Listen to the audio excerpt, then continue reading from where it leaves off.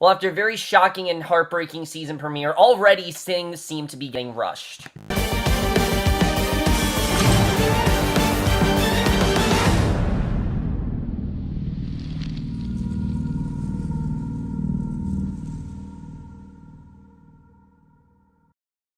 Hey guys, Cameron for Team Wolf, Season 6, Episode 2, Superposition. I was definitely really looking forward to this episode. As you guys know, I've really been enjoying this season so far. I really did love last week's season premiere. I thought it was probably one of the strongest the show has done. They always do really great premieres, but last week's I think was just a really great culmination of how important Stiles is to the show.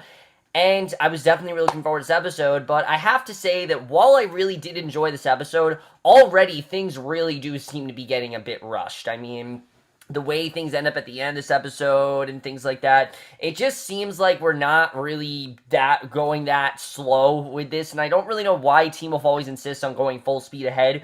Honestly, I think the show would be better if they took a few episodes to just kind of like process what happened. I mean, there was definitely some good stuff about this episode that I definitely really did enjoy, but I feel like a lot of what we got in this episode was just really rushed, and I'm hoping that they don't do the same thing they did last season. You guys know that last year, I think the first half of the season was fantastic. It's one of the best halves of any season of Team Wolf, but the second half was very rushed, very messy, and I'm worried that that is exactly what's going to happen here. But let's just get in this episode because I definitely do want to get into it. There definitely is stuff to talk about.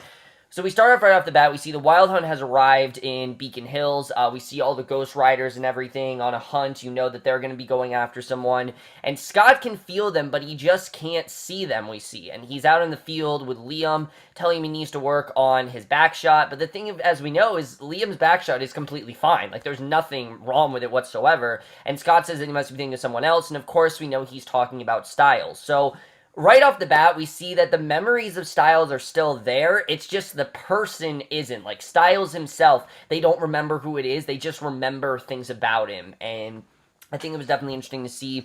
But Mason's sticking around at school with Corey for physics extra credit. He doesn't need it because of his 4.9 GPA, and he stays to be near Corey, we see, and Coach Finstock runs into the classroom, demands they leave. He tells them to go find some girls, and I thought that was really funny, where they're like, what, we're gay? I thought that was very funny to see. I always love Coach Finstock. I always have found him very funny, but Mason ends up forgetting his phone. He goes back into school to get it, and suddenly Corey feels the Ghost Riders enter the school. They stare at him, but he's invisible, and he texts Mason to tell him to stay away. Mason then walks in the library and sees his classmates choking to death in midair, and with Corey's help, Mason can see the Ghost Riders actually killing the kid, and when it looks like the kid's head's going to be torn right off, he completely disappears. So we have no idea really what's going on here. It looks like the Ghost Rider was about to kill that kid. I can't remember his name, but you know, the kid we were introduced to in the first episode looks like he's about to be killed.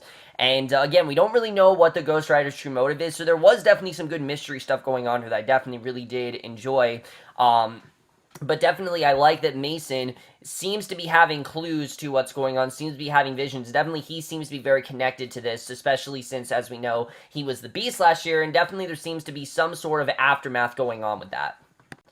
So Liam can sense that something's happening to Mason. We don't really know what it's all about, but he runs back to school with Scott, and Mason and Corey explain what they just saw. Since the Ghost Riders obliterated that kid, no one even remembers that he existed. So their story doesn't really make any sense, because they seem to be seeing people, but no one else seems to remember them. And I thought that was definitely interesting that we saw. I didn't really know what was going on there, but Malia, now that she doesn't have Stiles, she's having sex with some random guy. I don't know who the hell he is, but we can tell that this really doesn't mean much to her, and he gets a little spook when he sees chains in her bag, and of course he thought that there was gonna be like some BDSM shit. We know what that's really about, but I thought that was pretty funny to see. But at the same time, we don't know who this guy is, and it makes sense too, because of course, you know, Stiles is gone. Now Malia doesn't, you know, needs to find some other random dude. But Lydia's scared nearly to death when she feels as if a train is passing through her room, and there's screeching wheels, bright lights, the whole works. The thing is, it isn't a bad dream. She is in fact awake, and in class she sees a random doctor. She feels the train again. So Lydia begins hallucinating her final moments with Stiles, but of course he's not really there. So I don't know how she's remembering all this stuff, but she can hear his voice and feel him pulling her to his car, and Malia saves her from nearly being roadkill. When Malia asks Lydia what she was doing, Lydia says trying to remember. So definitely seems like Lydia is starting to remember what's going on, but again, I just found this to be very, very rushed. Like, why is she remembering? The Ghost Rider is supposed to obliterate them from existence to the point where you don't remember. How is she remembering Stiles? I mean, I get that he said, try to remember me, but how is she remembering this? That didn't really make much sense to me. So Corey can get the Ghost Riders out of his head. He has a feeling that the Ghost Riders were holding someone in the library. Mason agrees that something isn't right, and they go to Parrish, but he actually shuts them out. And it was good to see Parrish again. We haven't seen Parrish in a while, since Season 5, obviously, so I like that he's back here. He's trying to take it easy after all that drama last season, because we know all the stuff that Parrish went through, with him being, I can't remember what he was, but, we remember what happened with Parrish and everything. Bloodhound or something like that. And meanwhile, so I like that Parrish is trying to stay out of this, and I don't blame him. I mean, he was so involved with what happened last year that he just kind of wants to be left out at this point. And I'm hoping that we do see more between him and Lydia, because he liked her. I mean, he really did like her, and I'm hoping that we do see more of what's going on there, but we'll have to see. Liam is not a fan of Mason spending all this time with Corey, though. Liam doesn't really trust Corey at all. He may be a little jealous that he's not spending as much time with Mason as he'd like, and he doesn't want Mason to have to choose between him and Corey, and you completely understand that. So, by the way, Hayden is nowhere to be found this entire episode. I don't know why Hayden wasn't here, but for some reason she wasn't. But later, Corey and Liam call a truce. They work together to figure out the reason why the Ghost Riders were in the school. And while Corey and Liam are invisible, they spot a library card, and when Liam's not invisible, he can't see it. And when Corey then grabs a card, it appears because Mason is a genius. He explains what's going down. The card wasn't real until Corey saw it, and to see something changes its reality. And when Liam swipes a card, Mason Sullivan's name pops up. So I don't know if that's saying that Mason is going to be the next victim, but that's definitely what it seems like to me. So Scott's trying to give Liam more of a leadership role in the lacrosse team, since Scott, as we know, is graduating, and because, someone has to step up and fill the gap when Scott leaves, and he believes that person should be Liam. So I was wrong what I said last week, that he actually does want Liam to be the alpha, and the whole hero role has never really come easily to Liam. Scott gives Liam the pep talk he needs, telling him not to run the face of fear. If you guys remember, for a while, Liam was completely rogue. Like, he could not control himself when he became the beta, and he's come so far that Scott feels that now he deserves to have that leadership role. And he gives Liam the pep talk he needs, telling him not to run the face of fear, that he has to show them he can get back up,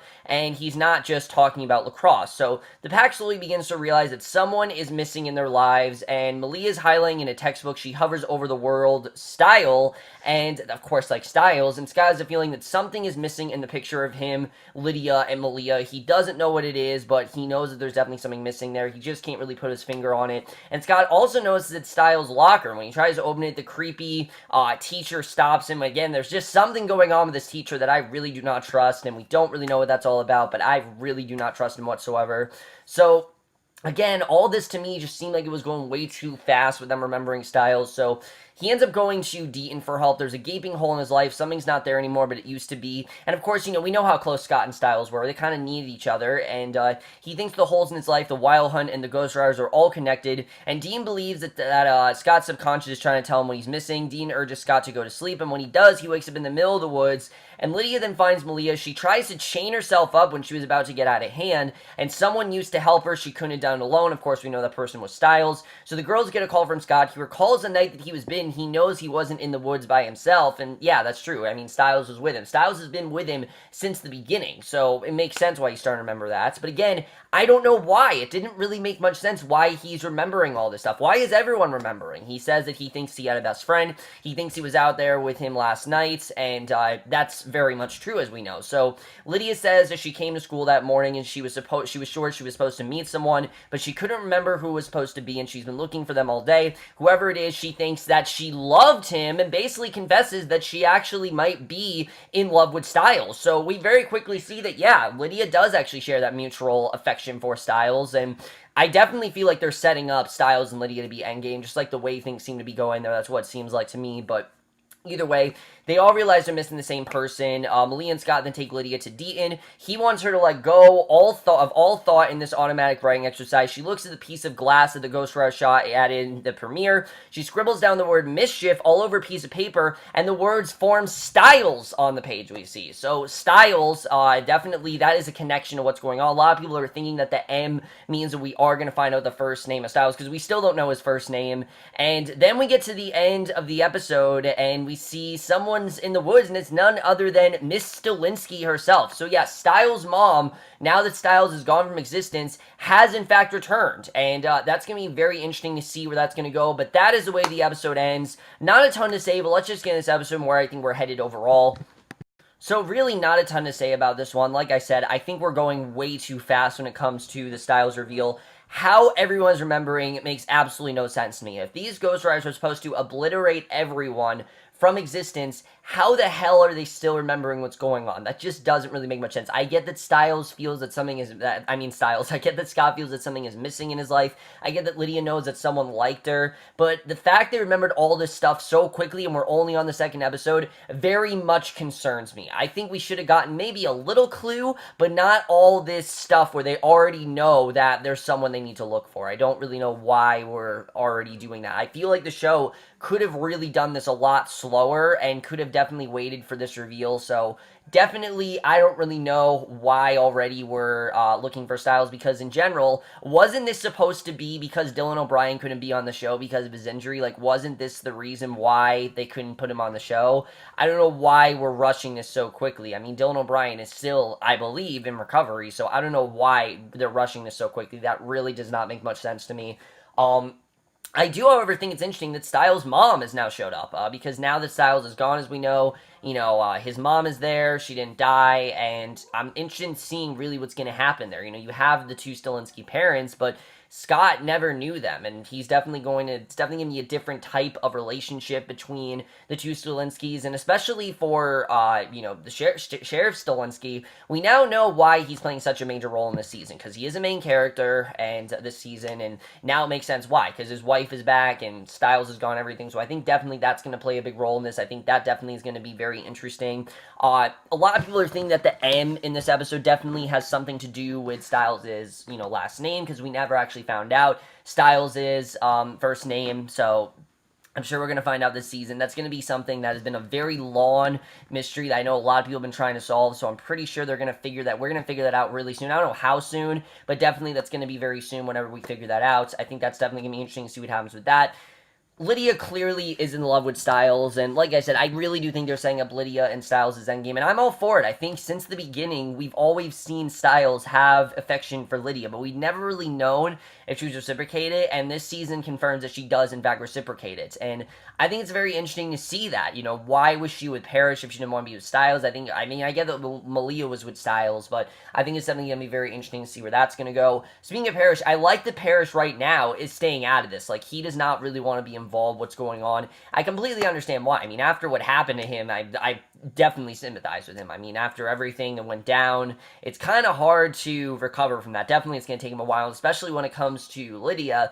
He's probably going to try to distance himself from her because he's probably just afraid he's going to do something bad, but I'm really looking forward to seeing where Parrish is going to go this season, because honestly, I don't really know at this point, but that's definitely going to be interesting to see what ends up happening with Parrish, because I'm looking forward to that. And then as far as what's going on with Corey and Mason, I think Mason is probably going to be the next victim. The reason why he's seeing all these visions is because he is going to be the next victim of what's going on. We know that Stiles had these visions, so I think Mason's going to be the next person to disappear, which is going to be interesting to see if that does happen. But I definitely feel like Mason is very much connected to this. Like, whatever happened with him being the Beast last year is somehow a direct result of this. Now, I don't know what capacity and how exactly that's all going to come about, but I definitely feel like he is going to be a very large part of what's going on. I don't know exactly what, but I think that's going to be interesting. And the other thing I think we really talk about is Scott and Liam. Looks like Scott really does want Liam to take over as the alpha. I don't really know if Liam's ready, though. Like, does Liam really realize what he's getting himself into? Does Scott realize what he's signing himself up for? I mean, I don't really know if this is the best thing for Liam to do. I mean, Liam, yeah, sure, they're very close, but is Liam really ready to take that, that role of leadership? Is he really ready to do that? We've had so many seasons with Liam going rogue and not being able to control himself. So did Scott really make the best decision there? I don't really know if that's true. I honestly don't know if that was the best decision on Scott's part. It probably was kind of a dumb decision, but Either way, I think that's going to be very interesting. And then Corey, we know that Liam is very jealous of Corey right now, but definitely something is going on with Corey. We don't really know what that's all about. I did hear that Theo is going to come back at some point. Like, he definitely is a big part of what's going on, and I'm looking forward to seeing what's going to happen there, because I don't really know why Theo's still on the show, but I get why he's still going to be here. I don't really know. I just don't really know what they're going to do with him. I get that people really liked him last season, but I don't really know why he's still going to be here. Where was Hayden in this episode? Like, Hayden did not disappear. I don't know why she wasn't here. It was very strange to not see Hayden when we had Hayden, Mason, and Liam, you know, in the last episode. It just felt very strange not to see her here. Just, I don't know why she wasn't here. I don't know if it's because Victoria Moriolis was busy, but very strange to see. Either way, guys, I'm really liking the season. I'm just hoping that they're not rushing what's going on, because if that's the case, I'm not going to have a ton to talk about this season. If they very quickly just rush this whole Stiles storyline, I hope that's not the case. I get that Dylan O'Brien's such a big part of the show. I get that all the girls love him. I completely understand that. But I just don't really feel we need all of this very quick, this small thing where Stiles disappears and then an episode later he's back. I'm hoping that's not the case.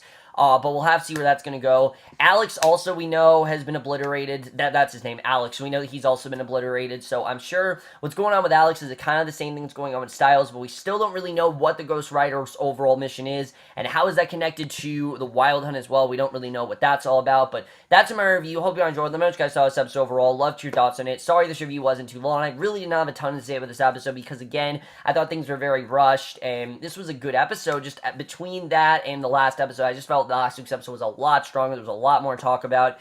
And that's it for this video. Hope you guys enjoyed. We'll see you guys in my next video, which, guys, I have 3 episodes of Legends tomorrow to review, so that will be my next review. Of course, since the crossover is this week, I kind of have to catch up on it, and I will see you guys for that. Okay, bye.